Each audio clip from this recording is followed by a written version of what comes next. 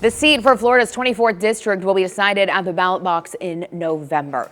The elected senator will represent a portion of Palm Beach County east of Florida's Turnpike from North Palm Beach down to Hypoluxo. I spoke with each candidate about issues most important to you.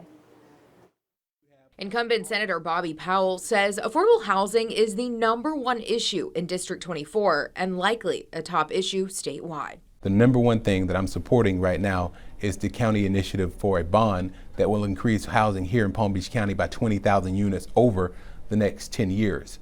But also, what I'm doing in Tallahassee is fighting and advocating for additional funding in the Sadowski Trust Fund. His challenger, Lake Worth native Eric Ankner, believes the housing crisis is likely a supply and demand issue. It seems like a lot of people are just coming into the county. They're flooding in here, and they're flooding in here with money. I'm not really sure. I think I really have to research that project. I think it's going to be a supply and demand issue. We're probably going to need more housing to get the prices down so people can afford it. In addition to clean drinking water, Senator Powell says he's also concerned about the local impacts of climate change. One of the major environmental issues that we're dealing with is the coastline.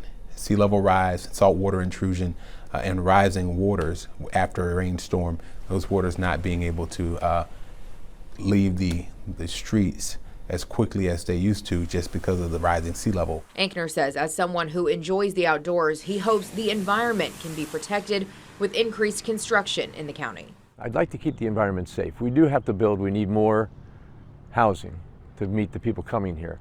However, I don't want to ruin the Everglades, so that's something that has to be researched and looked at in every individual case. On abortion, Senator Powell disagrees with the current ban's lack of exemptions in cases of rape and incest. We talk about big government, but by having the government inside of a doctor's office and in a patient's room in a household, making decisions for families, we're increasing government by being in personal decisions that the state nor the federal government should be involved in. His challenger, Eric Ankner, believes abortion laws should be decided at the state level and not the federal level.